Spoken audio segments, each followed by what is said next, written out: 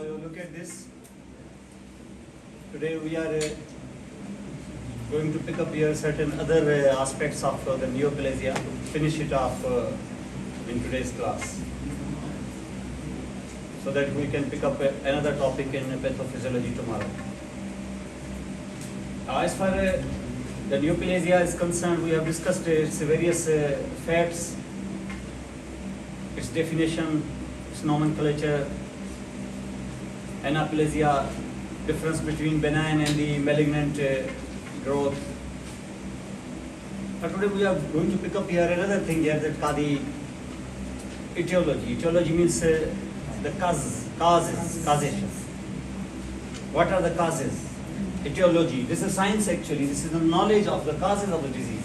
You call them, which there are certain factors which will cause cancers. You call them carcinogens.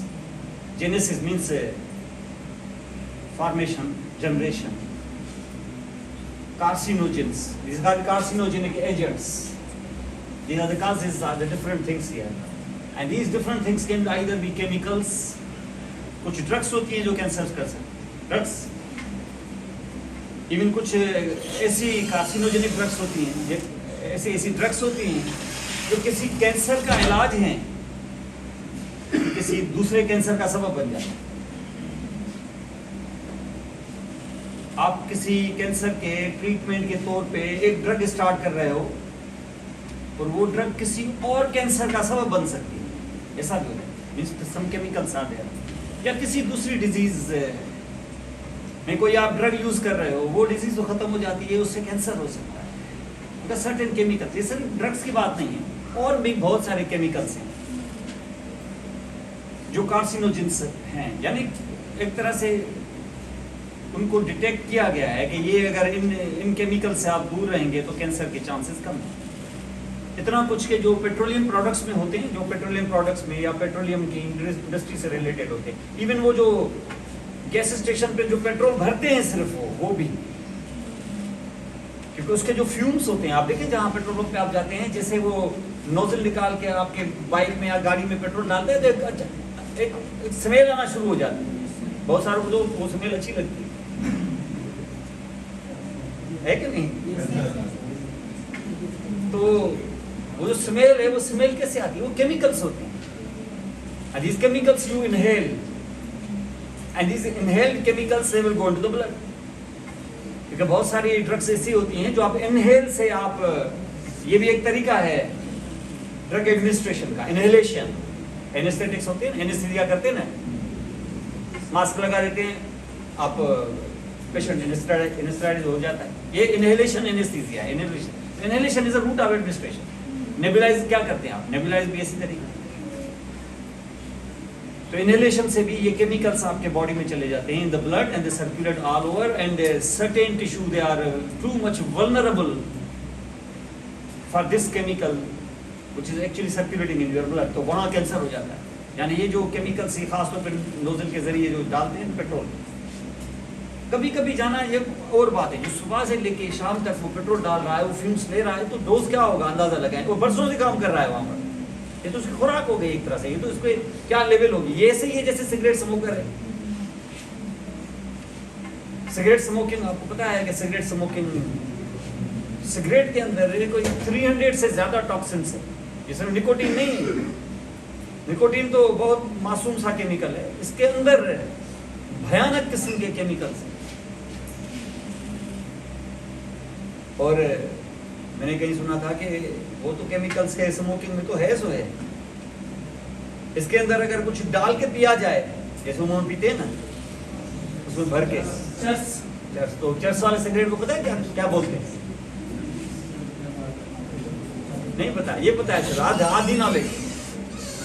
Cheers वाले cigarette को क्या कहते हैं? चर्सी, तो चर्स जो पीता है उसको कहते हैं। ऐसे सिगरेट को कहते हैं पक्का सिगरेट। हाँ, इसको पक्का सिगरेट कहते हैं।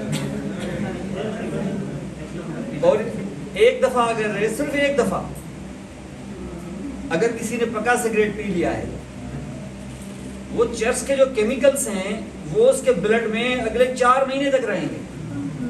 जस्ट 1 डोज और उसकी एडिक्शन भी हो जाती है। ये नहीं है कि एक दफ़ा लिया तो बस उसको गलती हो गई, नहीं, उसको एडिक्शन होनी शुरू हो जाएगी और एडिक्शन में वो फिर दोबारा लेगा, फिर आदत। इसका मकसद है कि वो बरसों तक केमिकल्स उसके ब्लड में रहते। इतनी खतरनाक चीज़। तो दीज केमिकल्स आ रही है। सो वेब जो की है, वेब उससे कोई इफेक्ट है नहीं उसका वेब का?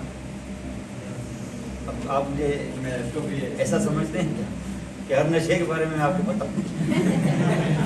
ये तो मैंने कहीं से सुन लिया था। और चरस की स्मेल जो है वो इतनी होती है।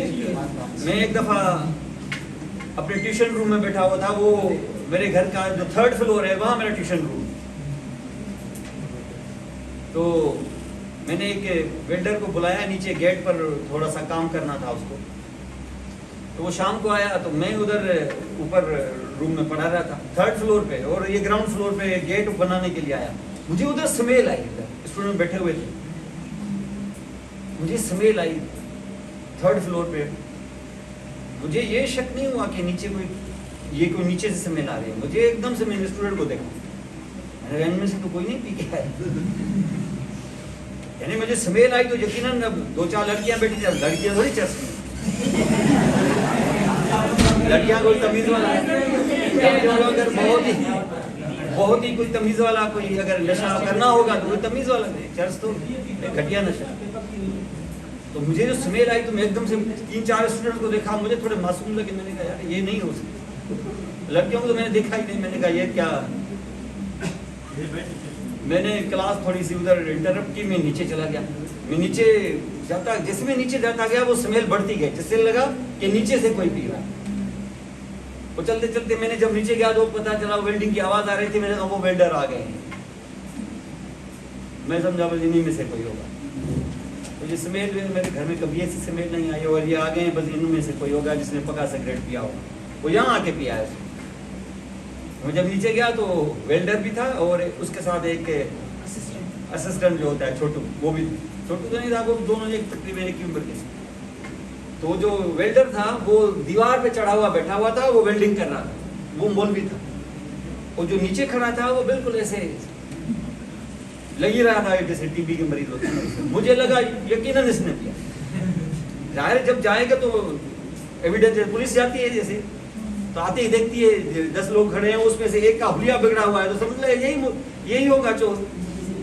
तो नीचे जाके मैंने उसका जो हुलिया देखा तो बिल्कुल वैसे। तो मैंने आते ही देखा, आते ही मैंने उनको बोला, मैंने कहा पक्का सिगरेट किसने पिया है? तो उधर से जो ऊपर दीवार पे बैठा हुआ था ना मौलवी, उससे बोला मैंने पिया। यानी वो जो नीचे खड़ा था उसने किया था। मौलवी ने कहा, उसने झूठ नहीं बोला, उसने बोला। इतनी दाढ़ी थी उसकी, लेकिन दाढ़ी मेरा ख्याल है इसी सुस्ती की वजह से थी, वैसे दाढ़ी वो नहीं थी। तो उसने पक्का सिगरेट पिया होता है। ये केमिकल्स जो आप अंदाजा लगाएं, वैसे चरस की खुशबू अच्छी लगती है, इस वजह से भी शायद आदमी अट्रैक्ट होता है, पता नहीं क्या है। बहुत खतरनाक चीज है। और ये केमिकल्स हैं, उस केमिकल्स को न सिर्फ केमिकल्स हैं बल्कि उसके साथ साथ जैसे रेडिएंट एनर्जी है, अल्ट्रावायलेट रेज, एक्सरेज। अब जाएंगे जब इस फील्ड में जाएंगे तो एक्सरे जो खासतौर पे जो एक्सरे टेक्नीशियंस होते हैं, they are exposed to the higher doses of the x ray. X ray बड़ी खतरनाक चीज है। एक्सरे इतनी खतरनाक नहीं है जितना सीटी स्कैन खतरनाक। सीटी स्कैन में, एक सीटी स्कैन के अंदर जो रेडिएशन का डोज होता है वो 3000 एक्सरे के बराबर है। ये नहीं ऐसे बस सीटी स्कैन तुम्हारा कमीशन बता हुआ है हर आदमी को सीटी स्कैन। सीटी स्कैन इस वक्त भी वर्ल्ड में रेडिएशन को स्प्रेड करने वाला सबसे बड़ा सोर्स है, शायद न्यूक्लियर एनर्जी से भी ज्यादा। ऐसे सीटी स्कैनिंग की दुकानें खोल के बैठे हुए हैं ऐसे। ये बहुत खतरनाक चीज है। तब इस्तेमाल करें जब अशद जरूरत हो। 3000 x rays radiation is equal to just 1 CT scan. तो जिसको लग रहा होगा उसको तो बार बार सीटी स्कैन नहीं करा। एमआरआई में खतरा नहीं है कि वो रेडिएशन नहीं है। तो जहां पर ये उसके साथ साथ न सिर्फ ये रेडिएशन और इसके साथ साथ कुछ माइक्रोवेव एजेंट्स भी, वे भी खतरनाक है। यानी कुछ वायरसेस, कुछ बैक्टीरिया, एक आध बैक्टीरिया, लेकिन ज्यादातर viruses. Certain viral diseases, certain viral infections can lead to the cancers. क्योंकि आपको पता है ना कि वायरस जो है जब भी हमारे बॉडी में जाता है तो वायरस कभी सरवाइव नहीं कर सकता आपके सेल के अंदर, इंट्रासेल्युलर ऑर्गेनिज्म, तो सेल के अंदर चला जाता है और आपके डीएनए को इस्तेमाल करता है। और ये जितने भी आप यहाँ पे ये जो जेनेटिक, ये जहाँ पे जो हम कार्सिनोजेंस दिखा रहे हैं ना, इनका टारगेट ही दरअसल होता है जेनेटिक के डैमेज। और जेनेटिक डैमेज जब करेगा तो सेल वही रहेगा कि सेल का बिहेवियर ही चेंज हो जाएगा। अब जब सेल का बिहेवियर ही चेंज हो जाएगा तो फिर सेल का तो आपको पता है उसको तो मौका चाहिए। सिर्फ एक सेल का बिहेवियर चेंज हो गया ना तो फिर एकदम से सेल्स मल्टीप्लाई होना शुरू हो जाएंगे, अनकंट्रोल्ड, अनकोऑर्डिनेटेड, एबनॉर्मल सेल्स। इसी का तो नाम है कैंसर। यानी आप डीएनए को थोड़ा सा आप डैमेज करो, उसको अल्टर करो तो सेल आपका नहीं रहेगा, ये सेल कोई और चीज हो गई। तो ये सारे जितने भी हैं ना यहाँ पे, जैसे केमिकल्स है या रेडिएंट एनर्जी है या माइक्रोबियल एजेंट्स हैं, इनका टारगेट कौन है? जीन्स, डीएनए, जेनेटिक डैमेज करते हैं। और इस तरीके से यहाँ पर केमिकल्स है, रेडिएंट एनर्जी, ये जितने भी हम यहाँ पे देख रहे हैं, ये खास तौर पे ये डॉक्यूमेंटेड है कि ये कैंसर करते हैं। अब कैसे करते हैं उनको भी देखा गया है कि करते हैं।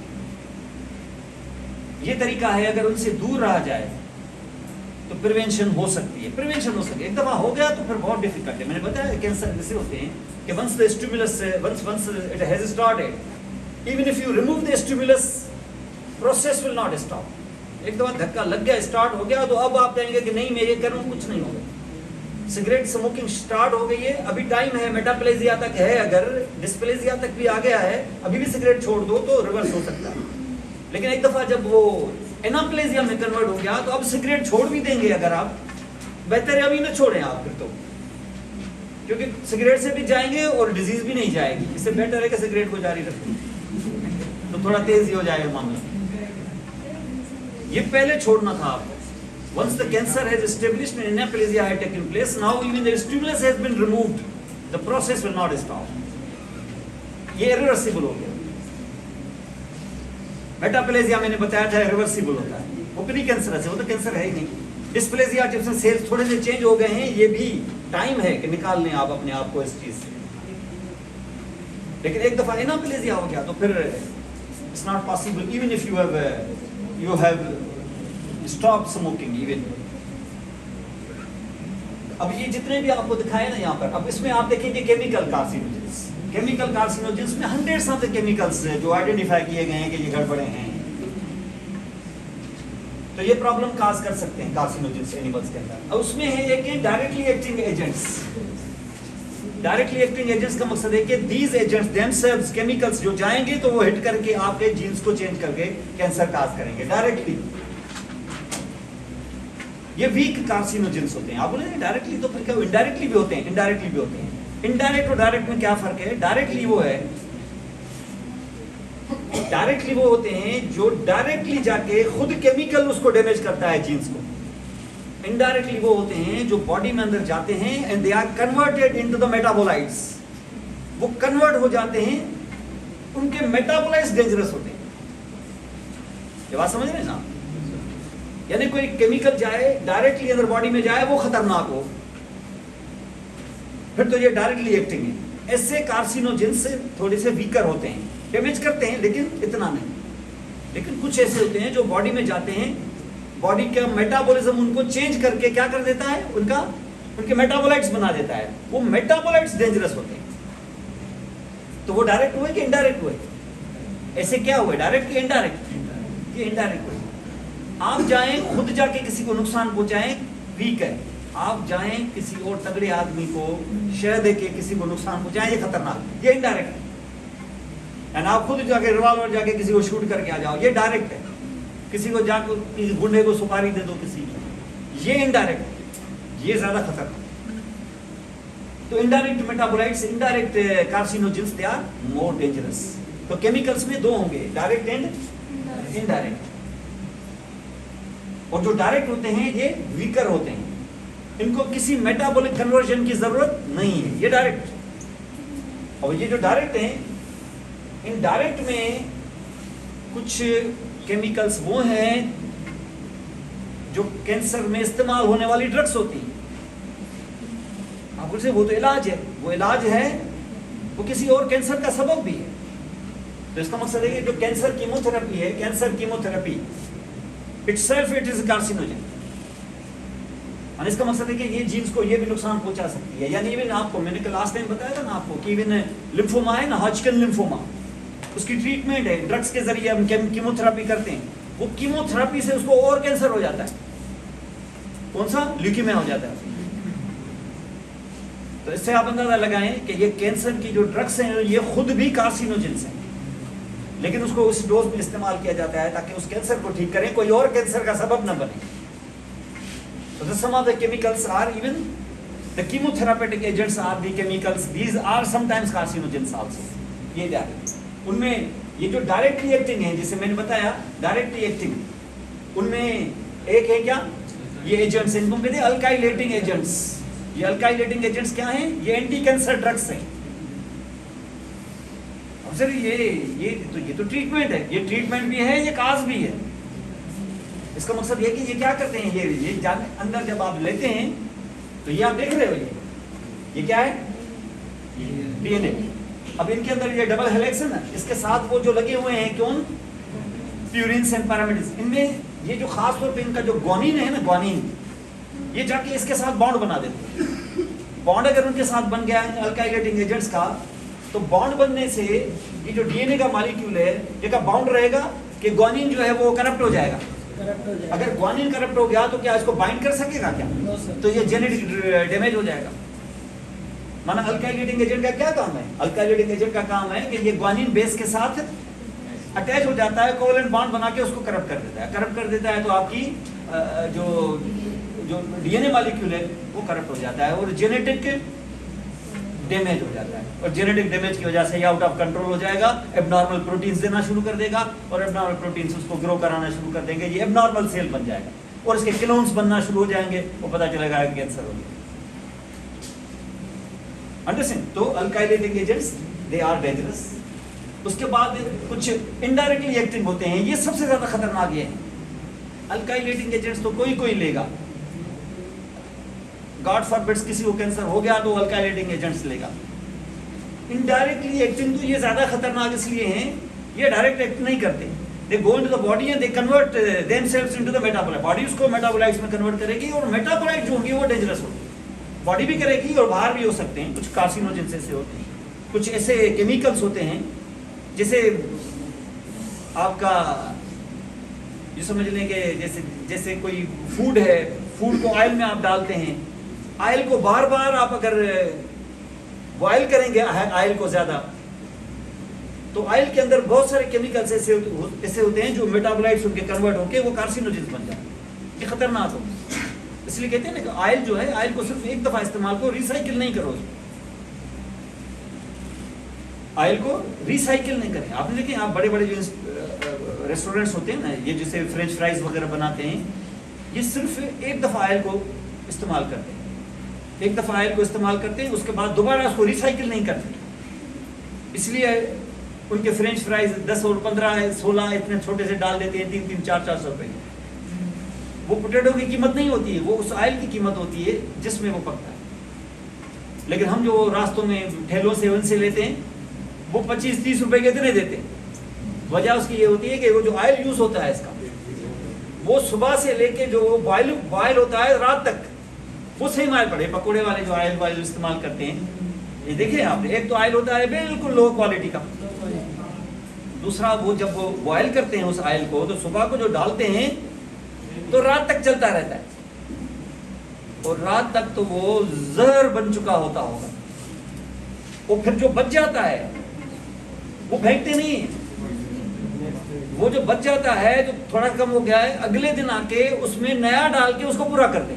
माने उसमें चौथाई वो भी होगा जो शायद 6 दिन से पक रहा है, और 6 दिन तक वो क्या हो चुका होगा इसका तो तस्वीर भी नहीं कर सकता। हर शैतानी चीज में अट्रैक्शन होती है, इसमें तो कोई शक ही नहीं है। टेस्टी है, मैंने कब कहा कि नहीं है। लेकिन आप पढ़े लिखे हैं, जाएं उसमें थोड़ा सा रिसर्च तो करें, देखें तो सही इसमें है क्या। तो आप देखेंगे कि लेकिन वो लोग ये अफोर्ड नहीं कर सकते कि अच्छा ऑयल डालें उसमें एक दफा रिसाइकिल करें, फिर तो ये आपको एक समोसा 1000 रुपए का मिलेगा, जो आपको 30-40 रुपए का मिल जाता है। वो 40 रुपए में क्या होता होगा, ये जहर भरा हुआ है। कभी कभी तो चलो जहर भी ठीक है, लेकिन मसला कहने का ये है कि हर रोज तो नहीं नई आदत डालें आप। तो ऑयल क्या है ये, इसके अंदर बाहर इसके अंदर कन्वर्ट होके इसके जो बाय प्रोडक्ट्स बन जाते हैं, ये डेंजरस होते हैं। अब जैसे मैंने बताया कि आप अगर ये ले लें, ये बेंजोपायरिन्स कहलाती है, ये क्या है, ये इनडायरेक्ट कार्सिनोजन है। इनडायरेक्ट कार्सिनोजन का मकसद ये है कि ये क्या है, ये बेंजोपायरिन्स जो हैं ये बन जाते हैं जब आप हाई कंबशन, बहुत सीवियर अगर हीट देंगे ना, अगर आप बर्न करेंगे किसको, टोबैको को। टोबैको में बहुत सारी चीजें पड़ी हुई हैं, ये नहीं पड़ा हुआ उसमें, लेकिन टोबैको को अगर आप जलाएंगे ना, अगर सीधा सीधा सिगरेट, उस सिगरेट को जब जलाएंगे तो उसका टोबैको जो है वो हाई हीट पर जल के वो ये बाय प्रोडक्ट्स बनाएगा, बेंजोपायरिन्स। और ये बेंजोपायरिन्स जो है ये भयानक है, किसके लिए, लंग के लिए। तो ये लंग कैंसर करता है। लंग कैंसर निकोटीन से नहीं होती है, निकोटीन अंदर जाके कन्वर्ट हो जाता है किसमें, बाहर ही कन्वर्ट हो जाता है बेंजोपायरिन्स। तो ये डायरेक्ट हुआ कि इनडायरेक्ट हुआ, ये इनडायरेक्ट हुआ, इट्स मोर डेंजरस। और ये बहुत ही क्लोज एसोसिएशन है बेंजोपायरिन की लंग कैंसर के साथ। और स्पेसिफिकली आपने देखा ये अंदर जाके करेगा क्या, चलो चला तो गया बेंजोपायरिन, क्या करेगा ये अंदर जाके, मेरा क्या बिगाड़ लेगा, आपका क्या बिगाड़ने वाला है अंदर जाके। ये जो जीन है, ये इसको देख लेना, ये p53 जीन, ये प्रोटेक्टिव जीन है। ये प्रोटेक्टिव जीन क्या करती है, अंदर जाके आपके जो सेल्स हैं जो खराब हो रहे हैं और शक है कि शायद ये अंदर जाके कैंसरस बनेंगे, ये p53 जीन उसको जाके डैमेज कर देती है, सेलों को खत्म कर देती है। किन सेलों को, डिफेक्टिव डैमेज सेलों। लेकिन अगर सिगरेट ने, इस बेंजोपायरिन ने इसको डैमेज कर दिया तो वो जो एबनॉर्मल सेल्स हैं क्या रिमूव हो जाएंगे कि रहेंगे, वो रहेंगे तो ग्रो करके कैंसर बना देंगे। फिर दूसरे हैं जिनको कहते हैं हाइड्रोकार्बन्स। ये हाइड्रोकार्बन्स बेसिकली क्या है, ये फॉसिल फ्यूल्स में होते हैं। फॉसिल फ्यूल समझ रहे हैं नहीं, क्या जो भी ऑर्गेनिक सब्सटेंसेस एक्सटेंट है, खत्म हो गए हैं, जमीन में दफन है, वो अब आपको शक्ल में मिलते हैं। कब, ऑयल की शक्ल में, गैसेस की शक्ल में, कोयले की शक्ल में। ये जो कोयला है ना, ये कोयला जो कार्बन है, ये किसी जमाने में शायद बोन्स होता होगा, कोई और चीज होता होगा, पत्थर होते होंगे, कुछ भी चीज होती होगी। ये वाली चीजें निकाल के हम फ्यूल बनाते हैं, इसको फॉसिल फ्यूल कहते हैं। तो ये जो जमीन से खोद के हम तेल निकालते हैं, ये फॉसिल फ्यूल है। गैसेस निकालते हैं, ये फॉसिल फ्यूल है। कोयला निकालते हैं, ये फॉसिल फ्यूल है। कोयले को हम फ्यूल के तौर पे इस्तेमाल करते हैं। ये ग्रीन एनर्जी नहीं है, ये खतरनाक एनर्जी। अच्छी जो एनर्जी है ना, वो अल्लाह ताला ने जो दी है, जैसे सोलर, जैसे विंड। यानी मुझे तो हैरानी होती है, ये अभी की बात नहीं है, यकीन माने जब हम लोग पहली दफा जामशोरो गए थे, हम लोग सोच रहे होते थे कि यहाँ जब हम दोपहर को बाहर निकलते हैं तो हम बाहर खड़े नहीं हो सकते 5 मिनट, इतनी शदीद धूप, इतनी गर्मी। फिर जब शाम होती है तो इतनी तेज हवा, जामशोरो की हवाएं तो मशहूर है, इतनी तेज हवा।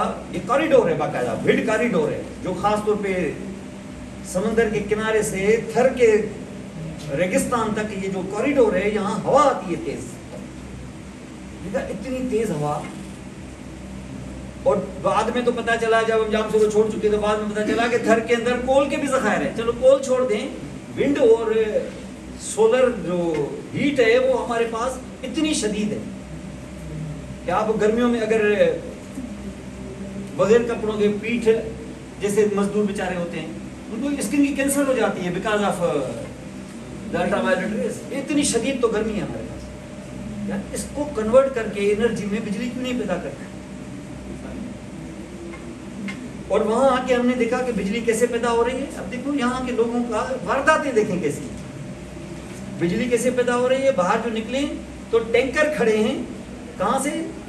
मेरान यूनिवर्सिटी से लेके जाके वो पावर प्लांट जो है हमारा 132 केवी का जो पावर प्लांट है जामशोर का, मेरान यूनिवर्सिटी से लेके पावर प्लांट तक लाइनों में टैंकर खड़े हैं जो फर्नेस आयल लेके आ रहे हैं, जो वहां जलेगा और बिजली पैदा होगी। ये फर्नेस आयल से बिजली पैदा होगी, इतनी महंगी। और वो आयल कौन सा? जो इम्पोर्ट होता है, इम्पोर्टेड आयल। ये जो पेट्रोल है, पेट्रोल हम थोड़ी जनरेट करते हैं, पेट्रोल तो बाहर से मंगवाते हैं ना लोग। ये फर्नेस आयल वो यहाँ पे, ये टैंकर से टैंकर, ये हर महीने सैकड़ों में टैंकर आते हैं जो फर्नेस आयल जलाते हैं, उससे बिजली पैदा आती है जो हम चोरी करते हैं। ये है कुल टोटल। इसलिए क्योंकि इतनी महंगी बिजली कोई हमारा गरीब आवाम ले ही नहीं सकता। जो सोर्स हमें फ्री मिलता है वो नहीं करेंगे, हवा से नहीं बनाएंगे बिजली, फर्नेस आयल से जो अमेरिका से मंगवाएंगे फर्नेस आयल, उससे बिजली पैदा होगी और ये गरीब आवाम पंखे चलाएगा उससे। अब अंदाजा लगे, फर्नेस आयल चलाना ऐसे ही है जैसे घर में जनरेटर से बिजली चलाना, उससे भी महंगी, तो इससे नहीं चलाते। और अभी जाके डेटा आया है कि ये जो विंड कॉरिडोर है, इसमें अगर आप बड़े विंड टर्बाइंस लगा दें तो 3 पाकिस्तानों को बिजली मिल सकती है, 3 गुना। सिर्फ ये कराची से लेके थर तक इतनी बिजली पैदा हो सकती है सिर्फ हवा से। और अब जाके इनको होश आया है। अभी आप जाएंगे ना मोटरवे पे, नूरियाबाद से आगे जब जाएंगे तो ये लकी सीमेंट वालों ने अभी बहुत बड़े टर्बाइंस लगाए हैं। ये 6-7 बड़े टर्बाइंस ये तकरीबन सारी फैक्ट्रीज पे चलाएंगे। बहुत बड़े टर्बाइंस इन लोगों ने लगाए हैं। उनको देखा कि बिजली महंगी हो गई, क्या करें, इतनी महंगी बिजली कौन करेगा। अब इतने जो खरबों रुपए हमने लगाए हैं, कैसे हम फैक्ट्रियां यहाँ से उड़ा के ले जाएं। इन लोगों ने अल्टरनेटिव ये दिया है, अब उन पे टर्बाइन लग रहे हैं, बहुत बड़े टर्बाइंस। अभी मैं रिसेंटली गया था, 6-7 बहुत बड़े टर्बाइंस वहाँ पे लगे, अब शुरू होने वाले हैं वो। तो पता चले कि कितने मेगावाट्स ये बिजली पैदा कर सकते हैं।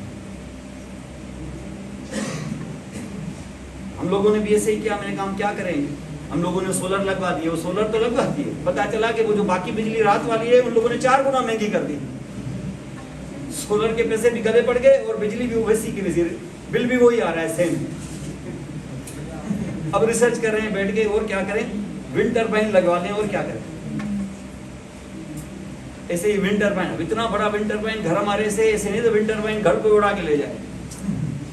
अभी मैंने उस दिन देखा जाके अमेज़न पे, एक हॉलैंड वालों ने, डच कंपनी ने एक मार्केट किया है विंड टर्बाइन। उसकी जो साइज है ना वो ज्यादा से ज्यादा 2.5 से थोड़ी डबल है, बहुत महंगा। वो कहते हैं 4-5 किलोवाट तक बिजली पैदा कर सकता है। हवा तो हमारे पास बहुत जबरदस्त है। तो तीसरे फ्लोर पे जो मैं लगा दूं तो ये तो मेरा ख्याल है अच्छा खासा बिजली पैदा कर सकता है। अंडरस्टैंड। तो ये मेटाबोलाइट्स हैं, ये हाइड्रोकार्बन्स हैं, ये फॉसिल फ्यूल है। ये फॉसिल फ्यूल जो है ये इस्तेमाल करेंगे, जब आप इसको इस्तेमाल करेंगे तो वो मेटाबोलाइट्स जो होंगे उसके, ये भी जीन्स को डैमेज कर देंगे। ये क्या बनाते हैं यहाँ, ये फॉसिल फ्यूल जब अंदर जाएगा, जब ये जो केमिकल्स होंगे, तो वो केमिकल्स जो होंगे वो जब जलेंगे तो उससे जो फ्यूम्स निकलेंगे, दे आर अगेन डेंजरस, वो भी खतरनाक। उसके साथ ये एरोमेटिक अमाइंस, एरोमा खुशबू कहते हैं, जहां से खुशबू आए, स्मेल आए ना जहां से, इसको एरोमेटिक कहते हैं। एरोमा खुशबू कहते हैं। क्रोमा कहते हैं कलर को, एरोमा कहते हैं खुशबू। एरोमेटिक अमाइंस, और ये जो है ये भी इनडायरेक्ट अमाइनो, ये भी इनडायरेक्ट कार्सिनोजेंस है। उसके बाद आप देखिए ये एक बहुत खतरनाक चीज है जिसको हम कहते हैं बीटा नेफ्थलमाइन।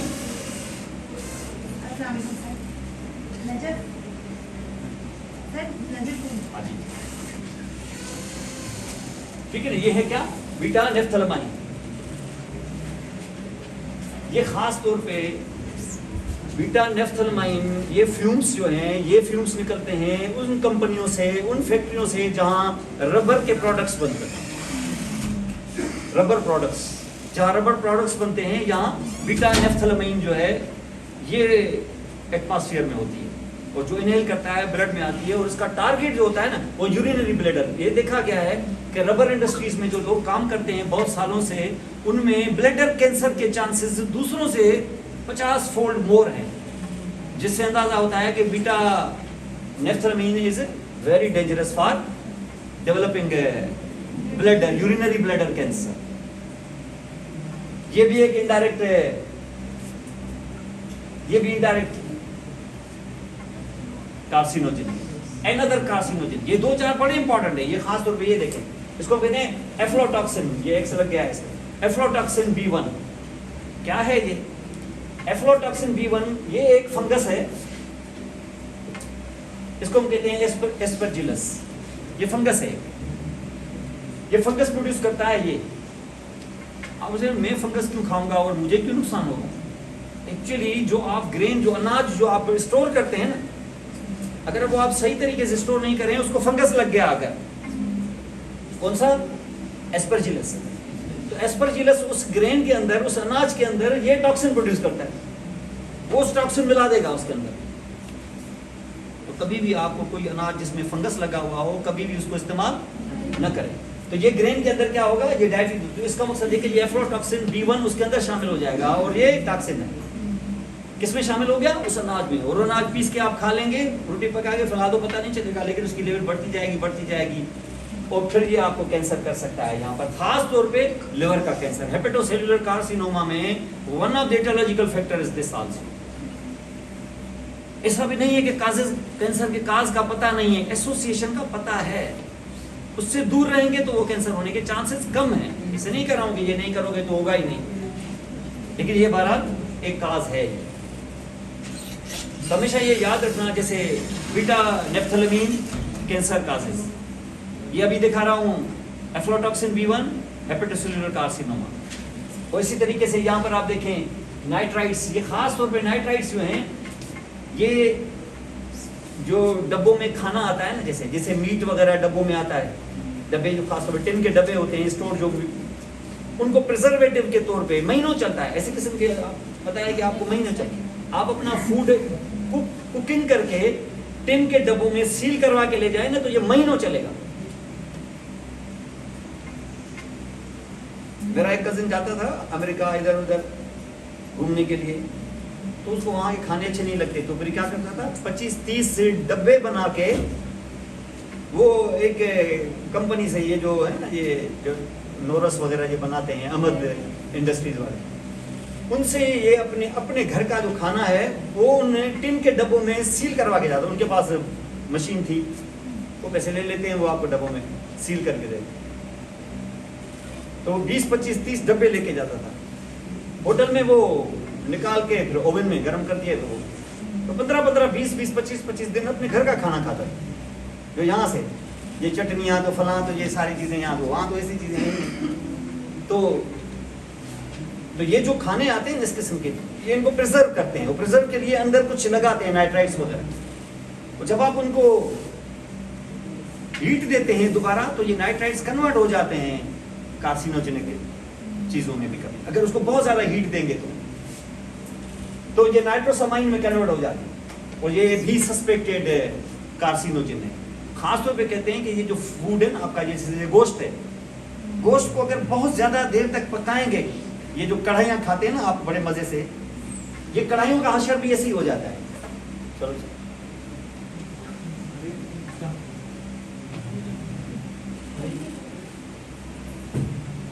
ठीक है, ये कढ़ाई भी क्या है, ये इस तरीके से गोश्त को अगर बहुत ज्यादा देर तक अगर पकाएंगे तो उसके अंदर भी ये नाइट्रोसामाइन क्रिएट हो जाते हैं।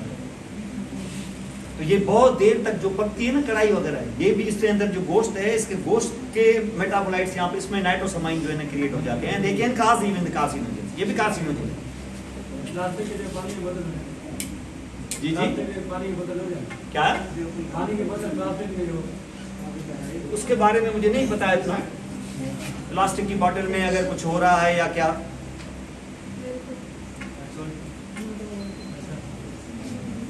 लेकिन जिन चीजों का पता है, जो डॉक्यूमेंटेड है, ऐसे नहीं सुनी सुनाई यूट्यूब पर प्लास्टिक की बोतल में ये साबित करो, डॉक्यूमेंटेड हो, कोई ऑथेंटिक कोई डेटा हो आपके पास कि ये डेंजरस है। होने को हो भी सकता है, लेकिन उसको प्रूव करना पड़ेगा। लेकिन जो प्रूवन है चीजें वो बता रहा हूं। तो ये भी जो है, ये क्या है, ये सारे कार्सिनोजेंस हैं। कौन से? Indirect chemicals. और डायरेक्ट केमिकल्स में तो मैंने आपको बताया अल्काइलेटिंग एजेंट्स, जो क्या करेंगे, ये सीधा जाके डीएनए के गॉनिन बेस के साथ बाउंड करके उसको करप्ट कर देते हैं। और ये अल्काइलेटिंग एजेंट्स कौन से हैं? ये एंटी कैंसर ड्रग्स जो हैं वो अल्काइलेटिंग एजेंट्स हैं एंटी कैंसर, लेकिन किसी और कैंसर का सबब बन जाएंगे। ना सिर्फ इतना, तो बहुत सारे केमिकल्स ऐसे हैं जो ऐसे कैंसर काज कर सकते हैं। अब उसके बाद आप देखें, नाइट्राइट्स के बाद है बहुत सारे और भी हैं। तो ये थे केमिकल्स। केमिकल्स के बाद दूसरे रेडिएंट कार्सिनोजेंस।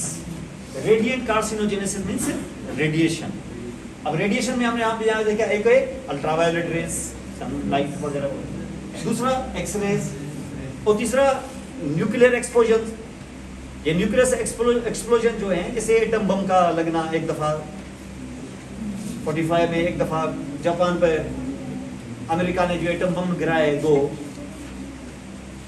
या कहीं कहीं जाके कोई न्यूक्लियर डिजास्टर हुआ, जैसे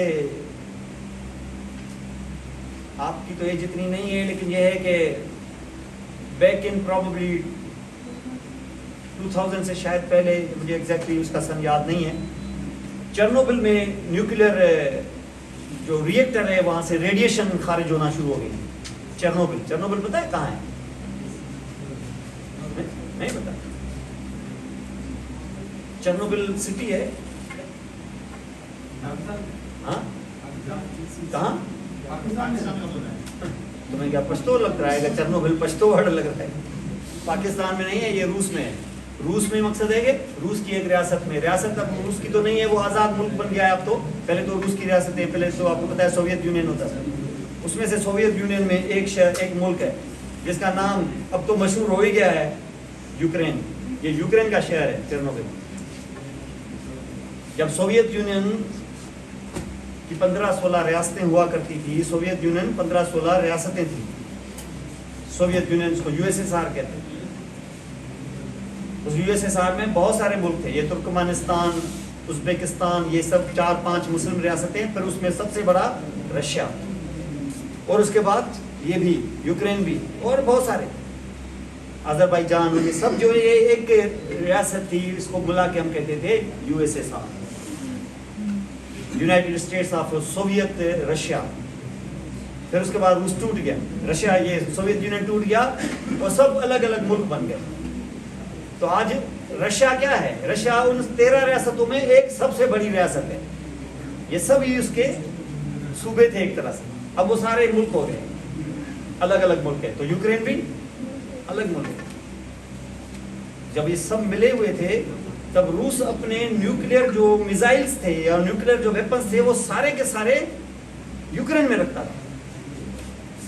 यूक्रेन में, यानी यूं समझो ना, उसका न्यूक्लियर वेपन्स का गोदाम था यूक्रेन। लेकिन जब वो टूट गया तो फिर वो अपने सारे न्यूक्लियर वेपन्स लेके आ गया। और उस चेरनोबिल के न्यूक्लियर रिएक्टर के अंदर एक हादसा हुआ था जिसमें एमिशन हो गई थी रेस की, ये रेडिएशन। एक तो ये भी वाकया हुआ है, और एक वाकया तो आपको पता है कि वो एटम बम जो गिराया नागासाकी और हिरोशिमा पे। तो ये रेडिएशन, इसको हम कहते हैं न्यूक्लियर फिशन। दूसरी आपको दिखाया एक्सरेज। एक्सरे वालों को बाकायदा शील्ड देते हैं, ये ऐसे जो एक्सपोज होते हैं ना बार बार, तो ये एक्सपोज ऐसे नहीं हो जाते, उनको शील्ड के बिहाइंड रखते हैं ताकि उनको अफेक्ट ना हो, क्योंकि वो तो सारा दिन वहीं काम कर रहे हैं ना। आप तो एक्सरे तब एक दफा करा के आएंगे जिंदगी में, 3, 4, 6 दफा ज्यादा। वो जो वहां पे टेक्नीशियंस हैं, they are expose to the x rays for greater doses for a long period of time, तो उनके लिए डेंजरस होती है। तो ये 3 जो रेडिएशन है, ये इंपॉर्टेंट है इस पॉइंट ऑफ व्यू से। जैसे मैंने बताया, अनप्रोटेक्टेड जो माइनर्स होते हैं, जो माइनिंग करते हैं, यहां से भी रेडिएशन निकलते हैं। और ये अनप्रोटेक्टेड जो होंगे, इनके अंदर लंग कैंसर के चांसेस 10 टाइम्स मोर हैं as compare to those who are not exposed. इससे जाहिर हुआ कि रेडिएशन इज वेरी डेंजरस। उसके बाद आप देखें, एटम बम जहां गिरा था वहां हजारों लोग तो मरे ही थे उस वक्त, लेकिन उसके बाद वही रेडिएशन जो वहां रही, तो जो सर्वाइवर्स थे दे सफर्ड फ्रॉम कैंसर्स, और उसके बाद जो बाद में आए लोग, उनको भी कैंसर के इंसिडेंट बहुत ज्यादा थे, जिससे जाहिर हुआ कि radiation is very very dangerous. It can alter the genetics, तो जीन्स को अल्टर करने में, उसको डैमेज करने में रेडिएशन का बहुत बड़ा हाथ है। तो न्यूक्लियर पावर एक्सीडेंट्स, चेरनोबिल वाला, ये साबित करता है कि radiation is very very dangerous. और उसके साथ आप देखेंगे थेरापेटिक रेडिएशन, ये जो आप कराते हैं रेडियोथेरेपी, मैंने बताया था ना कि लिम्फोमा की रेडियोथेरेपी से लिम्फोमा तो काफी सेटल हो गया, लेकिन उस रेडियोथेरेपी की वजह से, लॉन्ग टर्म रेडियोथेरेपी की वजह से उसको बोन मेरो का कैंसर हो गया। हॉजकिन लिम्फोमा में रेडियोथेरेपी करवाई उसने, रेडियोथेरेपी होती है उसकी लंबी 3-4 साल तक चलती है, तो सर्वाइवल भी अच्छा खासा है 10-12-15 साल का, लेकिन इस दौरान इतनी लंबी रेडियोथेरेपी से क्या हो जाएगा, बोन मेरो कैंसर।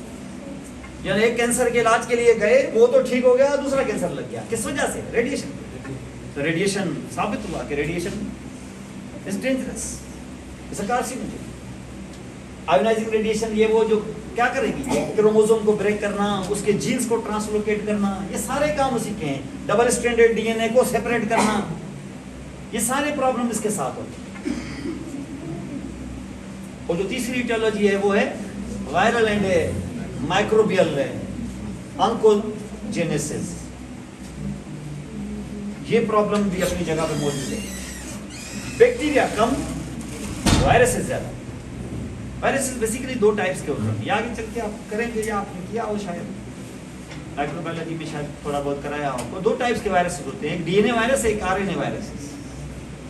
तो आपने यहाँ पे देखा होगा कि डीएनए आरएनए वायरसेस जो होते हैं, और कुछ बैक्टीरिया भी दिखा रहा हूँ, बड़ा कॉमन और इम्पोर्टेंट बैक्टीरिया है, ये ऑन्कोजेंस है यहाँ। जैसे आरएनए, ये आरएनए जो है ये खास तौर पे आप देखेंगे, ये देखें जिसको हम कहते हैं, ये एक रेट्रोवायरस है, ये ह्यूमन टी लिम्फोसाइट वायरस कहलाते हैं, ये HTLV कहलाता है। ये किसको टारगेट करेगा, ये जाके टारगेट करेगा हमारे लिम्फोसाइट्स को, टी लिम्फोसाइट्स को।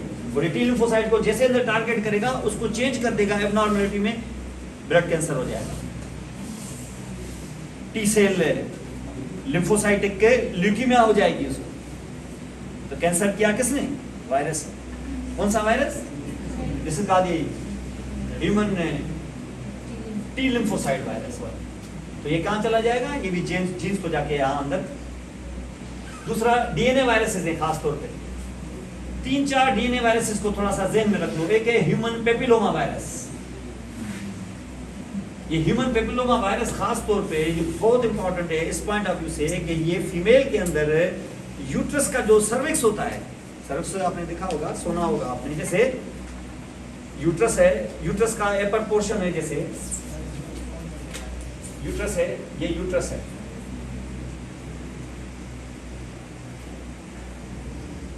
ये जो हिस्सा है यूट्रस का, इसको सर्विक्स कहते हैं, जो कनेक्टेड होता है किसके साथ, वजाइना के साथ, और ये वजाइना बाहर खुलता है। तो ये जो सर्विक्स है यूट्रस का, इससे यूट्रस के सर्विक्स का कैंसर होता है, जिसको हम स्क्वामस सेल कार्सिनोमा या कार्सिनोमा ऑफ यूट्राइन सर्विक्स कहते हैं। वन ऑफ द कॉमनेस्ट है इन फीमेल, ये cancer one of the commonest. और ये करता है कौन, ये देखा गया है कि इसका one of very important factor which causes this cancer in female is human papilloma virus. और ये ह्यूमन पेपिलोमा वायरस है, इसको काज करेगा। ये क्या ऐसे चल रहा है और लाइट बंद है, ये क्या कर रहे हो? ठीक है, न्यूक्लियर एनर्जी पे चलता है क्या, डायरेक्ट है, कुंडा लगा हुआ है, कुंडी का करा दो। तो ये बाकी सब बंद, यही चलेगा। ये एक्सप्रेस लाइट है ना, ये एक्सप्रेस लाइन, ये कौन सी एक्सप्रेस है जिसका, जिसमें इतनी डिप्रेशन है, ये एक्सप्रेस है, मुझे डिप्रेस लाइट हर चीज बंद है, एसी का, ये क्या सुलाने के लिए है? बहुत पड़ गया था, अभी आराम कर लेना। आराम के लिए पूरी जिंदगी पड़ी बचे। Understand?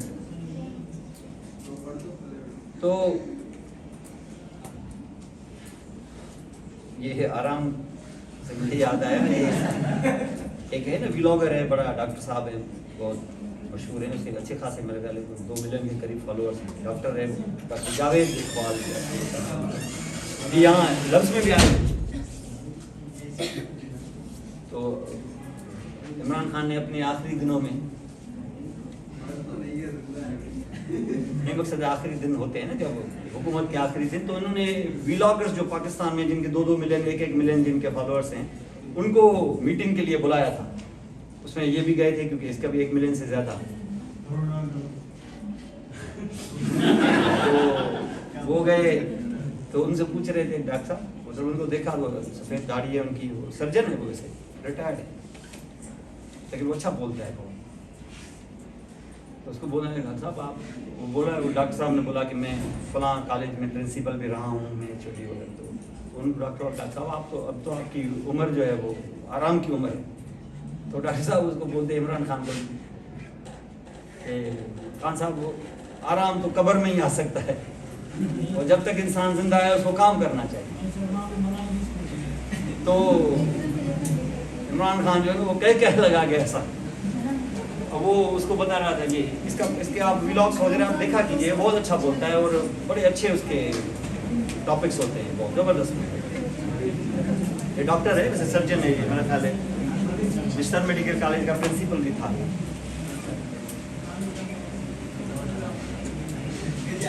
So this will be human papilloma virus. तो ह्यूमन पेपिलोमा वायरस अगर सर्विक्स में मौजूद हो तो आगे चल के चांसेस हैं, ये मैं नहीं कह रहा हूँ कि चांसेस हैं कि सर्विक्स में वो कैंसर कर देगा।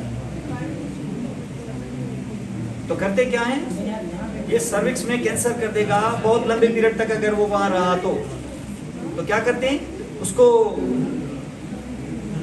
40 ईयर से अबव जो फीमेल होती हैं, 40 ईयर से अबव की जो फीमेल होती हैं वो हर साल अपने सर्विक्स की एक्समिनेशन करवाती हैं थ्रू साइटोलॉजी। साइटोलॉजी कैसे, वहां से ब्रशिंग करके वहां से टिश्यू लिया जाता है। टिश्यू का मकसद है कि वो जो सेल्स हैं वो लिए जाते हैं और उसको अंडर द माइक्रोस्कोप रखा के देखा जाता है कि सेल में कोई चेंज तो नहीं आ रही है। ये स्क्रीनिंग है। स्क्रीनिंग का मकसद है कि विदाउट सिम्टम्स हर साल जाए और हर साल जाके वो, इसको पैप स्मीयर कहते हैं, ये बड़ा मशहूर है पैप स्मीयर। क्या करते हैं वो ब्रशिंग करके वहां का जो टिश्यू का फ्लूइड है वो निकाल के वो स्लाइड पे रख के अंडर माइक्रोस्कोप देखे, अगर कोई एक आध सेल भी खराब नजर आ गया तो फौरन बायोप्सी करा, इसको स्क्रीनिंग कहते हैं। तो सर्विक्स की जो स्क्रीनिंग है, पैप स्मीयर जिसको कहते हैं, इट्स वेरी वेरी इंपॉर्टेंट। क्या देखना होता है, देखें कि सेल में कोई चेंज तो नहीं है या देखें कि वहां इन्फेक्शन तो नहीं हो गई है, कोई वायरस तो नहीं है। कौन सा, human papilloma virus. Human papilloma virus has got a very close association with development of CA cervix, carcinoma cervix. तो ये भी वायरस है, एक बहुत डेंजरस वायरस है ये। दूसरा है another dangerous, that's called the Epstein-Barr virus. This is Epstein-Barr virus। ये Epstein-Barr virus खास तौर पे जो एड्स के पेशेंट होते हैं HIV के, उनके अंदर ये, उनके लिम्फोसाइट्स के अंदर ये कैंसर कर देता है ये वायरस, Epstein-Barr वायरस। और उस लिम्फोमा को कहते हैं बर्किट्स लिम्फोमा। इसका the Burkitt's lymphoma is a lymphoma of the B cells, B lymphocyte. Lymphocyte आपको पता है दो टाइप्स के होते हैं, टी और बी लिम्फोसाइट्स। ये बी लिम्फोसाइट का कैंसर करते हैं। ये वायरस चला जाएगा बी लिम्फोसाइट्स के अंदर और बी लिम्फोसाइट्स में क्या कर देगा, कैंसर कर देगा। उस कैंसर को लिम्फोमा कहते हैं। कौन सा लिम्फोमा, बर्किट्स लिम्फोमा। ये नॉन हॉजकन लिम्फोमा है। बाकी तो आपको पता है एक होता है हॉजकन, बाकी सारे लिम्फोमा होते हैं नॉन हॉजकन। उस नॉन हॉजकन में एक है ये बर्किट्स लिम्फोमा। तो आपको ये अगर आपको समझ में आ जाए ना कि Epstein-Barr virus is associated with which type of a tumor, lymphoma, but which lymphoma, Burkitt's lymphoma। ये हमेशा याद रखना, एसोसिएशन में कभी भी क्वेश्चन पुटअप हो सकता है। दूसरा, ये आपको हेपेटाइटिस बी और हेपेटाइटिस सी वायरसेस जो आम आपको पेशेंट्स मिलेंगे, आप कहें ये तो हेपेटाइटिस करते हैं, हेपेटाइटिस करते हैं मानते हैं हम लोग, लेकिन अगर ये हेपेटाइटिस लंबी चली, क्रॉनिक चल गई, 2-2, 3-3, 8-8, 10, 20, 25 साल तक चल गई है अगर, तो आगे चल के आप देखेंगे हेपेटाइटिस सी वाला खास तौर पे ये आएगा हेपेटोसेल्युलर कार्सिनोमा के साथ। शुरू में क्या था उसको, हेपेटाइटिस, कौन सी, क्रॉनिक हेपेटाइटिस सी। और सी अगर उसको 10, 15, 20 साल चले तो वो कैसे ही होगी कि लिवर को कैंसर में कन्वर्ट कर देगी, हेपेटोसेल्युलर कार्सिनोमा हो जाएगा प्राइमरी। और प्राइमरी को डायग्नोस करने के लिए हमने सीरम में क्या देखा था, अल्फा फेटोप्रोटीन्स। ये मैंने बताया था ना उस दिन,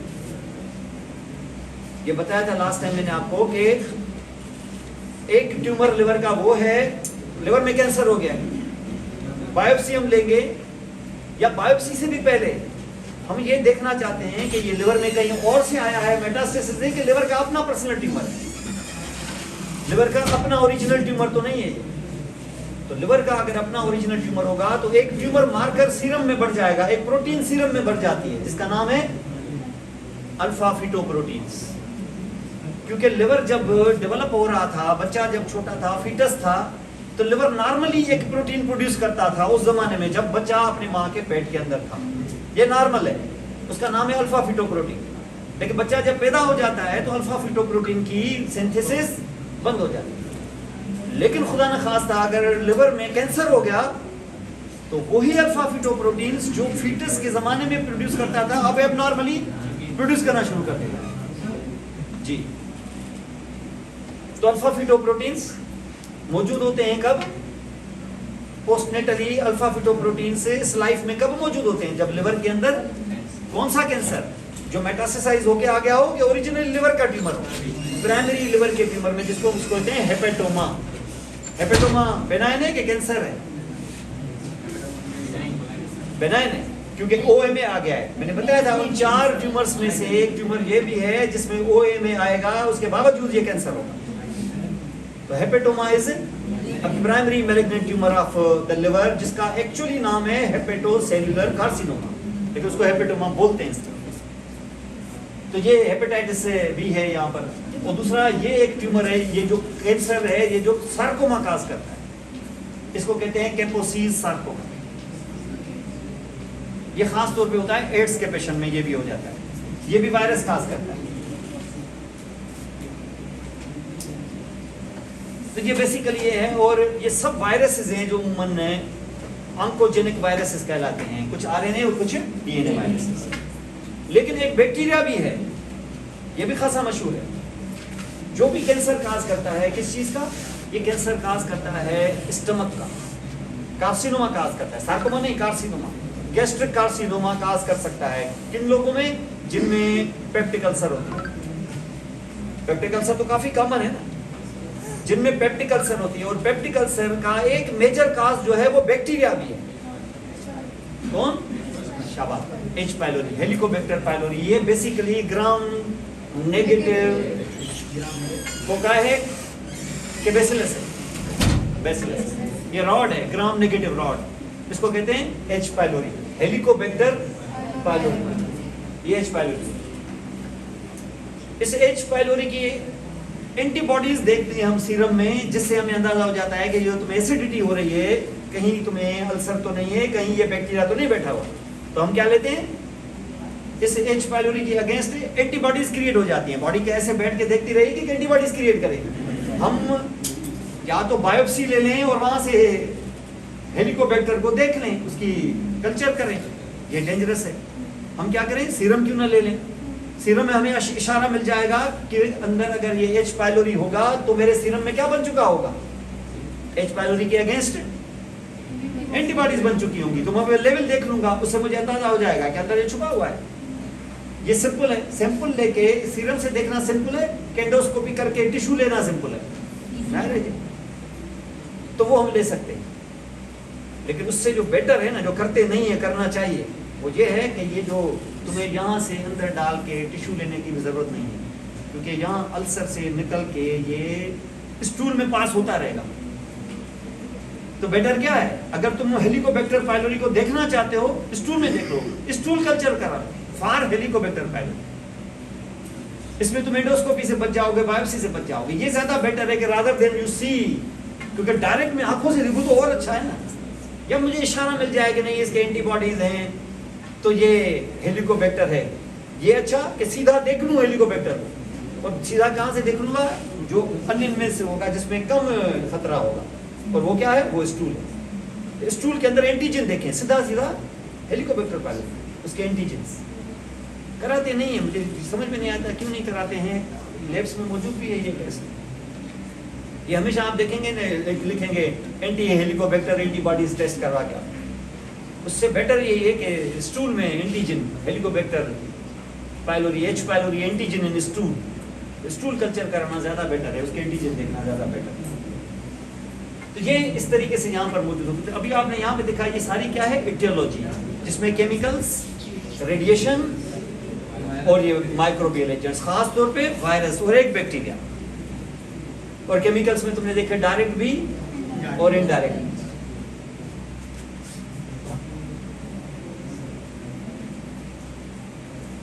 अंडरस्टैंड। अब इसमें देखिए, अब दूसरा आप देखें clinical aspects of nucleus. Clinical aspects, clinically कैसे जज करेंगे कि इसको कैंसर है। क्लिनिकली जैसे आएगा पेशेंट, ये स्वेलिंग वगैरह ये सब कुछ तो ये तो होगा ही क्लिनिकली, लेकिन उसमें क्लिनिकल एस्पेक्ट्स क्या है उसके, जैसे फॉर एग्जांपल उसकी लोकेशन और उसके एडजेसेंट कौन से स्ट्रक्चर्स हैं, क्लिनिकल एस्पेक्ट्स उस पर भी डिपेंड करते हैं। जैसे अगर फॉर एग्जांपल, वैसे कैंसर कौन सा डेंजरस है, जो ट्यूमर बहुत बड़ा हो कि छोटा ट्यूमर जो है वो डेंजरस ज्यादा है? छोटा, छोटा डेंजरस होता है ज्यादा। कौन सा डेंजरस है? जो बड़ा है।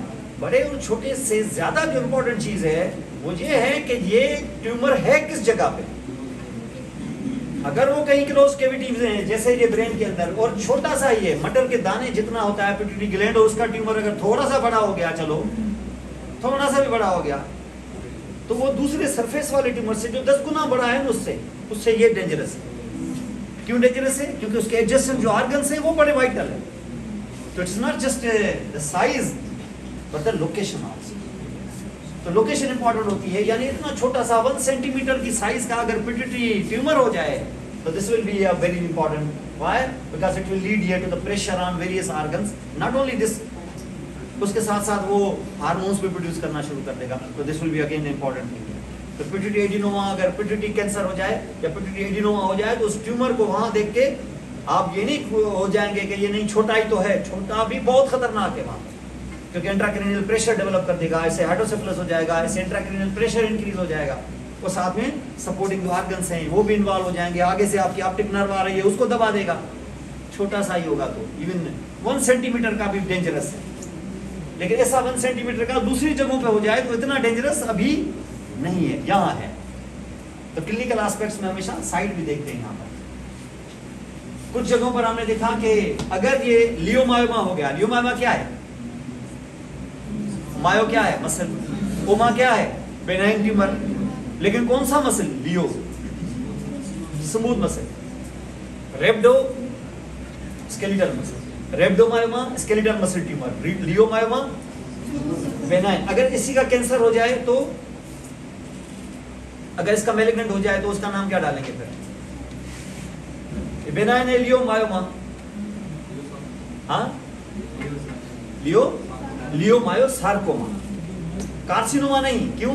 क्योंकि ये एपिथेलियम का ट्यूमर नहीं है, किसका है? ये मसल का ट्यूमर, तो हम इसको लियोमायोसार्कोमा कहते हैं। अब ये लियोमायोमा है, अभी तो बेनाइन ट्यूमर है। ये बेनाइन ट्यूमर कहाँ हो गया है? अगर ये आधे सेंटीमीटर का भी बेनाइन ट्यूमर हो गया, आधे सेंटीमीटर, आधा सेंटीमीटर क्या हो गया? इतना सा, क्या डेंजरस होगा? देखा जाए तो नहीं, लेकिन ये बहुत डेंजरस है, क्योंकि ये लियोमायोमा क्या है? ये लियोमायोमा बेसिकली वाल में है। किसमें? स्मूथ मसल वाल में। किसकी? आर्टरी की। और आर्टरी कौन सी? जो किडनी की तरफ है। सर एक अनाउंसमेंट कर जी जी, आ करा। बेटा पहली क्लास होगी उसके बाद ऑफ कर देना।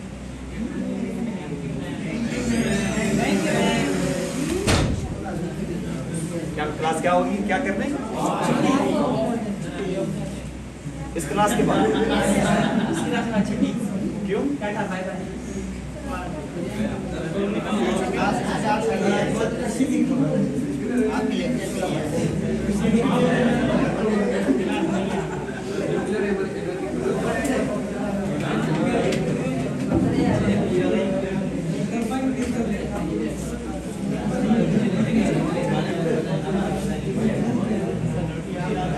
तो अगर ये आप देख रहे हैं, ये रीनल आर्टरी है।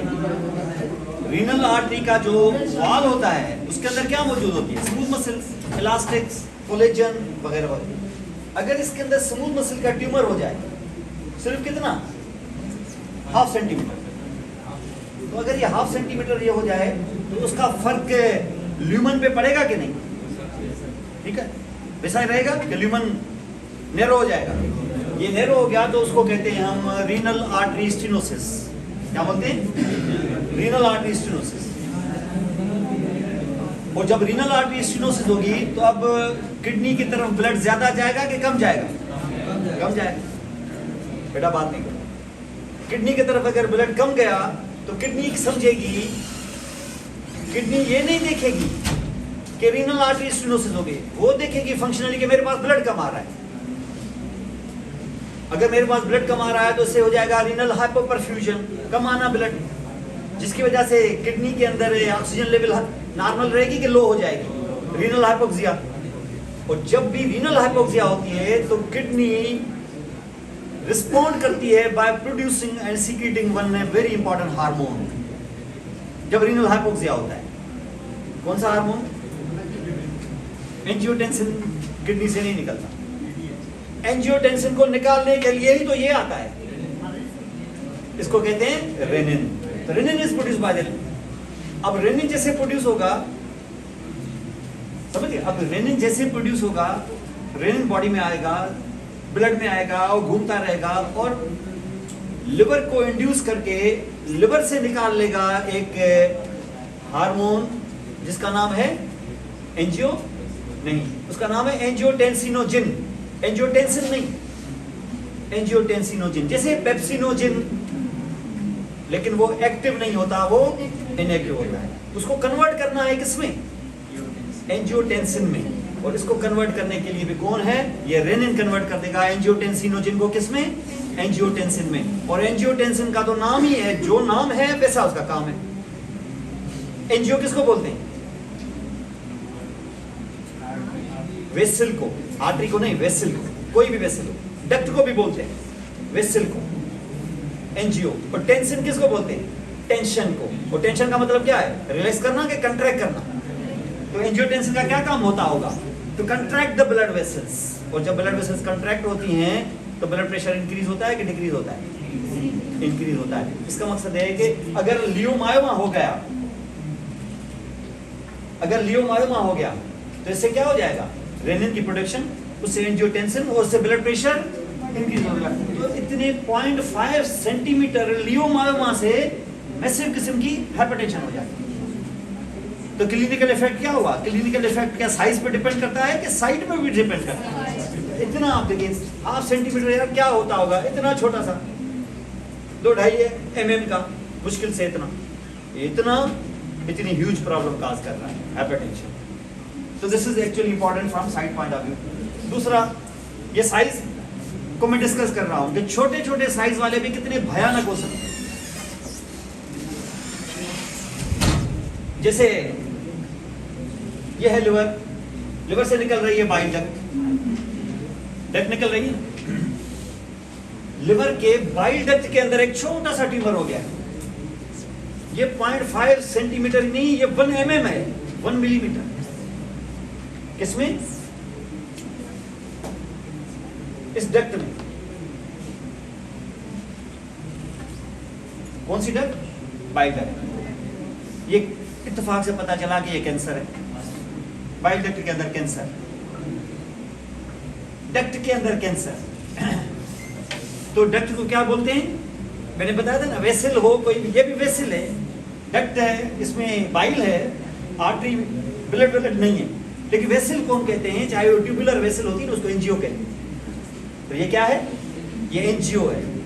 तो हम इसको कहते हैं एंजियोकार्सिनोमा।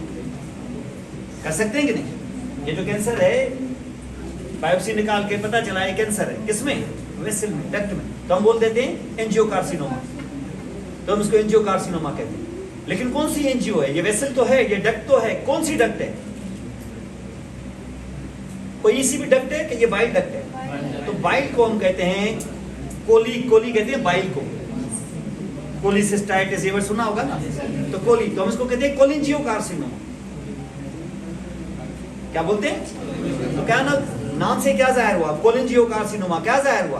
Koli angio, chole means bile, angio means duct. Bile duct cancer, bile duct का कैंसर। और बाइल का डक्ट का कैंसर कितना? 1 mm का भी होगा। तो क्या 1 mm का होके मैं छोड़ दूं? यार छोटा ही तो है, 1 mm का है। नहीं, ये डक्ट छोटी सी है, ये डक्ट को ब्लॉक कर देगा, ब्लॉक कर देगा, सारी बाइल रुक जाएगी, पीछे चली जाएगी, सीवियर जॉन्डिस हो जाएगा। और टॉक्सिक है, ये फेटल हो सकता है, बड़ा खतरनाक है, ये ऑब्स्ट्रक्शन कर देगा, ऑब्स्ट्रक्टिव जॉन्डिस कर देगा। छोटा सा ही हो, एकदम से येलो हो के तो बंदा पहुंचेगा। इससे आप अंदाजा लगा सकते हैं कि साइज मैटर नहीं करती, साइट मैटर करती।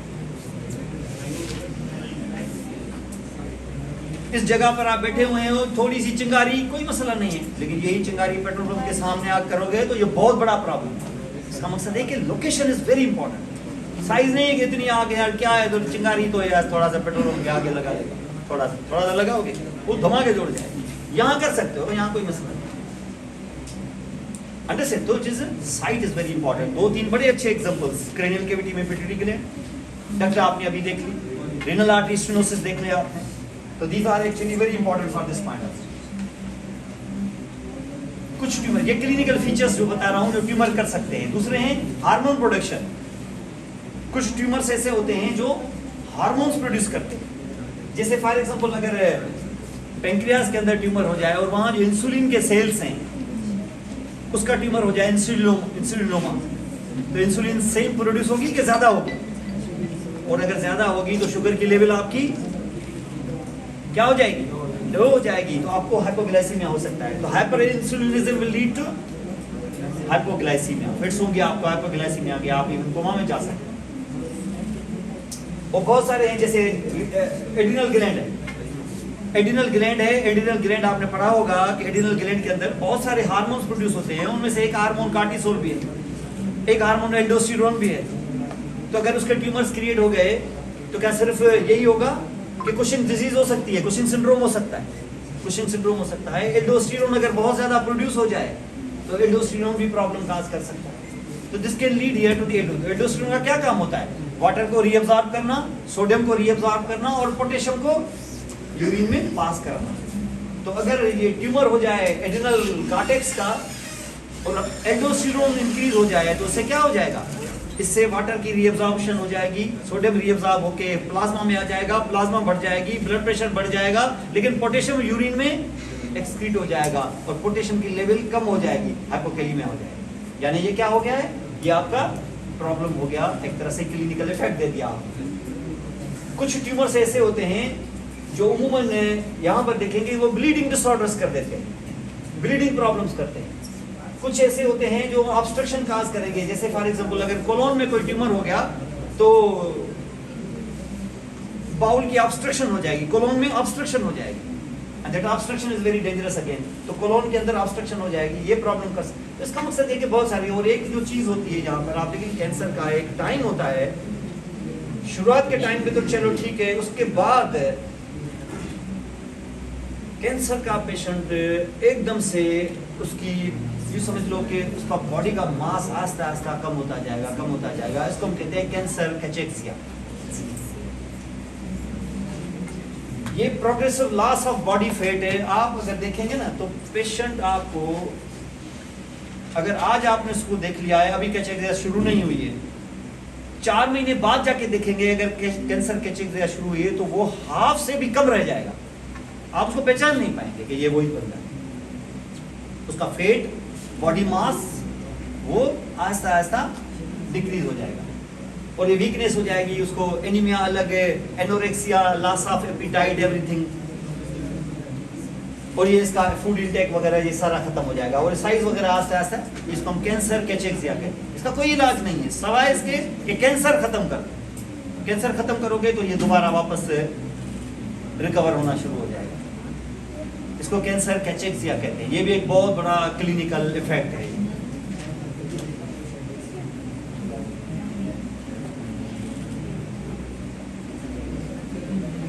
कुछ ट्यूमर्स जो मैंने लास्ट टाइम बताए थे जो ऐसी जगहों से आते हैं, देखिए अगर थायराइड ग्लैंड का ट्यूमर हो गया फिर तो समझ में आता है कि वो थायरॉक्सिन ज्यादा देगा, ये तो समझ में आ रहा है। एड्रिनल कॉर्टेक्स का ट्यूमर हो गया तो उसने एल्डोस्टेरोन दी ना, उतनी के ज्यादा, जाहिर ट्यूमर ज्यादा दे। कुछ जगह ऐसी होती हैं जैसे लंग है, लंग तो प्रोड्यूस नहीं करता ना कोई हार्मोन। लंग का कोई ट्यूमर हो जाए और अचानक उस ट्यूमर से कोई हार्मोन प्रोड्यूस होना शुरू हो जाए, क्या ये नॉर्मल है कि एबनॉर्मल है? तो इसको कहते हैं पैरानियोप्लास्टिक सिंड्रोम। क्या बोलते हैं? पैरानियोप्लास्टिक सिंड्रोम माने आपका वो ट्यूमर जो नॉन एंडोक्राइन ऑर्गन में हुआ है वो अचानक हार्मोन प्रोड्यूस करना शुरू कर देता है। लंग के कुछ ट्यूमर्स होते हैं, जो ट्यूमर्स तो लंग के हैं, अचानक वहां से एसीटीएच प्रोड्यूस होना शुरू हो जाती है, एडिनोकार्टिकोट्रोफिक हार्मोन प्रोड्यूस होना शुरू हो जाता है। कुछ लंग के ट्यूमर्स ऐसे होते हैं जो एंटी डाययूरेटिक हार्मोन प्रोड्यूस करते हैं। क्या एंटी डाययूरेटिक हार्मोन प्रोड्यूस करना क्या लंग का काम है क्या? वो तो पिट्यूटरी ग्लैंड से आता है, ये अचानक यहाँ से आता है। तो कुछ लंग के ट्यूमर्स ऐसे होते हैं, तो ये कुछ दूसरी जगहों के ट्यूमर्स ऐसे होते हैं जो हार्मोन प्रोड्यूस करना शुरू कर देते हैं। वो हार्मोन जो वहां से प्रोड्यूस नहीं होते, हार्मोन नॉर्मल होते हैं लेकिन वो प्रोड्यूस वहां से नहीं हुआ करते हैं, अचानक यहाँ से प्रोड्यूस होते हैं। एक्टोपिक हार्मोन वहां से प्रोड्यूस होना शुरू हो जाते हैं। तो आपको ये भी इफेक्ट देता है, आपको लंग के ट्यूमर मिले और साथ में कुशिंग डिजीज हो जाए तो समझ लेना कि लंग का ट्यूमर कुशिंग प्रॉब्लम कर रहा है, उससे कार्टिसोल प्रोड्यूस हो रही है क्योंकि वो एसीटीएच प्रोड्यूस कर रहा है। हालांकि एसीटीएच प्रोड्यूस होता है कहाँ से? पिट्यूटरी ग्लैंड से, तो यहाँ से एडिशनली प्रोड्यूस हो रहा है, तो उसको पैरानियोप्लास्टिक सिंड्रोम्स कहते हैं। और उसके बाद स्टेजिंग और ग्रेडिंग तो मैंने लास्ट टाइम आपको बताई थी कि स्टेजिंग और ग्रेडिंग क्या होती है। स्टेजिंग जिसमें ट्यूमर, लिम्फ नोड और मेटास्टेसिस, टीएनएम क्लासिफिकेशन, ये कैसे? क्लिनिकल जजमेंट से, क्लिनिकल एग्जामिनेशन से। और दूसरी होती है ग्रेडिंग, वो किससे? बायोप्सी निकाल के अंडर द माइक्रोस्कोप हिस्टोपैथोलॉजिस्ट देखेगा, ये ग्रेडिंग बताएगा। और ग्रेडिंग किस पर डिपेंड करती है? एनाप्लेजिया, एनाप्लास्टिक कितना है, बेसमेंट मेम्ब्रेन है कि नहीं है, कितनी थिकनेस है, किस तरीके से सेल्स बैठे हुए हैं। तो जैसे मैंने बताया एनाप्लेजिया के क्या फीचर्स हैं, उसको देख के अंदाजा लगाएगा कि ये एग्रेसिव है कि नहीं है, क्या है, ग्रेड 1 में आता है, 2 में आता है, 3 में आता है, क्या होता है। और साथ में स्टेजिंग को भी मिलाओगे, उसके बाद ऑन्कोलॉजिस्ट बैठेंगे और फिर ट्रीटमेंट सजेस्ट करेंगे कि क्या है। इसको हम यहाँ पे कहते हैं स्टेजिंग और इस तरीके से ग्रेडिंग। फिर लबार डायग्नोसिस तो आपने देखा है कि सबसे पहले क्या करें? बायोप्सी। इसको मैं एक्सीशन या बायोप्सी कहते हैं, निकाल के ले आते हैं, पूरा ट्यूमर नहीं, ट्यूमर का एक हिस्सा जो एब्नॉर्मल है ज्यादा, उसको लेके फिर अंडर माइक्रोस्कोप देख के ये देख लेते हैं, हम इसको कहते हैं बायोप्सी। एक बड़ा इंपॉर्टेंट होता है, इसको हम कहते हैं यहाँ पर frozen section biopsy. Frozen section biopsy क्या होती है कि ये अचानक आपने क्या किया, अचानक जब आप सर्जरी कर रहे हैं वहां पर आपको ट्यूमर नजर आ गया। अब वहां जो ट्यूमर नजर आ गया है आपको, आप उसी जगह पर ऑन द स्पॉट डायग्नोस करना चाहते हो हिस्टोपैथोलॉजिकली। उस वक्त कौन सा माइक्रोस्कोप क्या करूंगे, आप क्या करेंगे, वो टिश्यू लेके उसको एकदम से फ्रीज कर देंगे। मशीन होती है, उसको क्रायोस्टेट कहते हैं। आप वो टुकड़ा स्लाइस लेके बाहर आके उसको क्या करेंगे, फ्रीज कर देंगे। उसको फ्रीज करके माइक्रोस्कोप के अंदर देके उसका बिहेवियर देख लेंगे, तो ऑन द स्पॉट डायग्नोस हो जाएगा। इसको कहते हैं क्या?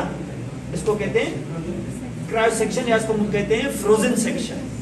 ये होता है ऑपरेशन टेबल के पास ही ये मामला कर देते हैं उसी वक्त, क्योंकि टाइम नहीं होता, हम वहां फैसला करना है कि उसको हम निकाल लें कि छोड़ दें, क्या करें।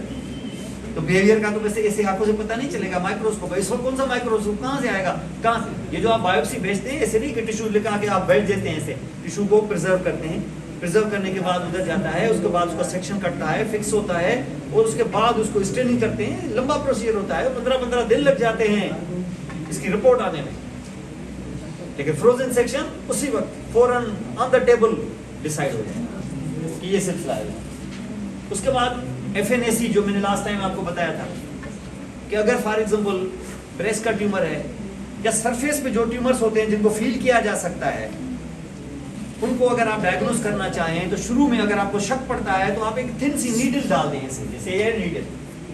कौन से ट्यूमर? जैसे ब्रेस्ट, जैसे थायराइड के कोई ट्यूमर्स या सरफेस पे कोई भी हो, आप क्या करें, नीडल्स, थिन सी नीडल डालें, फाइन नीडल एस्पिरेशन करके लेबोरेटरी भेज देंगे। ये टिश्यू नहीं आएगा, सेल्स वगैरह आएंगे, और इनमें अगर कोई चेंज हुई और शक हुआ आपको तो फिर जाके फिर आप बायोप्सी करवाएंगे। इसको FNAC कहते हैं। तो ब्रेस्ट ट्यूमर्स में सबसे पहले FNAC की जाती है।